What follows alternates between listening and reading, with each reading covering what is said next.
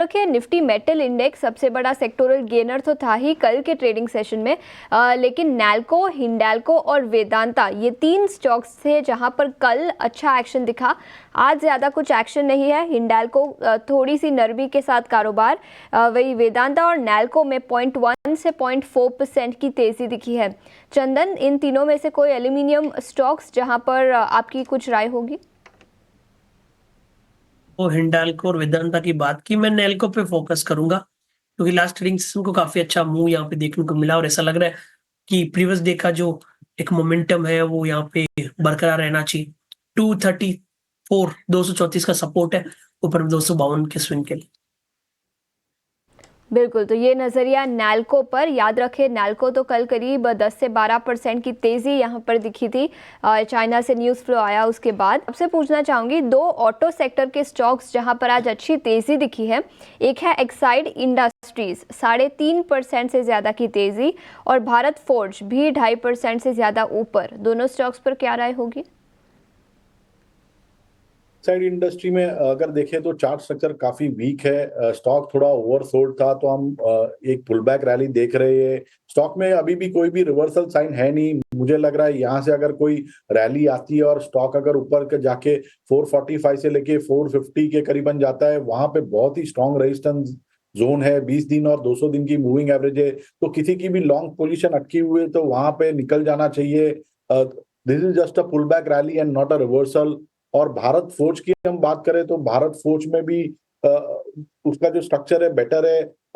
Daily chart पे stock divergence दिखा रहा है, तो कोई हाई रिस्क ट्रेडर है तो इसमें एक बार रिस्क लेके बाइंग पोजीशन बना सकते हैं। 1300 का स्टॉप लॉस रहेगा और ऊपर में मुझे लग रहा है 1380 से लेके 1400 तक के भी लेवल आ सकते हैं भारत फोर्ज में।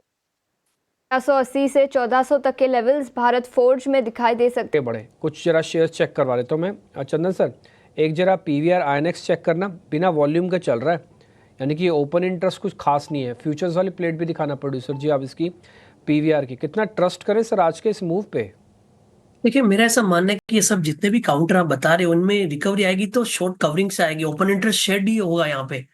क्योंकि ओवरऑल पीवीआर की बात करें तो पिछले 8 वीक में 1750 से लेके 1435 तक के डाउन साइड देखने को मिले और यहाँ पे शॉर्ट्स के बिल्टअप भी बने हैं।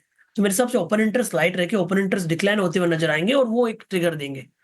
हालांकि इसका ट्रेंड कंपैरेटिवली बात करें तो हल्का सा नेगेटिव स्ट्रक्चर है, वीकली मंथली चार्ट सेटअप है, बट डेली चार्ट स्ट्रक्चर के हिसाब से थोड़ा सा बाउंस आना चाहिए। तो मेरे हिसाब से 1444 के सपोर्ट से आप बाउंस प्ले करें एक बार के लिए 1550 के लक्ष्य बनाने के लिए। चंदन सर, जो हम लिस्ट बना रहे थे एकोमुलेशन वाले स्टॉक्स की कि धीरे धीरे करके इनको एकोमुलेट करते जाओ, उसमें क्या फेडरल बैंक को भी जोड़ सकते हैं? देखो, एक दो पहचान है इसकी। पहला, एक तो ये अपने आप पे कोर स्ट्रेंथ रखता है, इसने बाजार की गिरावट में पार्टिसिपेट नहीं किया। दूसरा, आरएसआई डाइवर्जेंस के हिसाब से महंगा नहीं है। तीसरा, बढ़ते हुए ट्रेंड के अंदर है। चौथा, डेरिवेटिव्स के अंदर लॉन्ग पोजीशंस क्रिएट कर रहा है मार्केट के छोटे से ही पुल बैक में। एक बार जरा आपका व्यू पॉइंट फेडरल बैंक पे सर। जी, आप फेडरल बैंक की बात कर रहे हो। बिल्कुल डीपी जी, मैं पहला ट्रेड ही फेडरल बैंक है और बिल्कुल मैं बार बार निफ्टी, बैंक निफ्टी के रिवर्सल की बात कर रहा हूँ। और आप देखो इस बाजार में रिवर्सल की बात करना भी बहुत टफ होता है, स्पेशली जब इतना एफआईएस की सेलिंग हो रही है। बट कहीं ना कहीं लॉजिक की वजह से यहाँ पे हम थोड़ा बहुत इसके बारे में डिस्कस कर रहे हैं। और ध्यान रखिए, देखो ऊपर में बिकवाली आ सकती है क्योंकि बाजार में मेजर ट्रेंड चेंज नहीं हुआ है, बट नीचे से रिकवरी के मल्टीपल संकेत बाजार में मिले, इसकी वजह से थोड़ा सा कन्विक्शन बढ़ा है। ओके, फेडरल बैंक की बात करें, मेरा ऐसा मानना है ये परफॉर्म करेगा। 210 212 का टारगेट है, वो आपको अचीव होता हुआ नजर आएगा।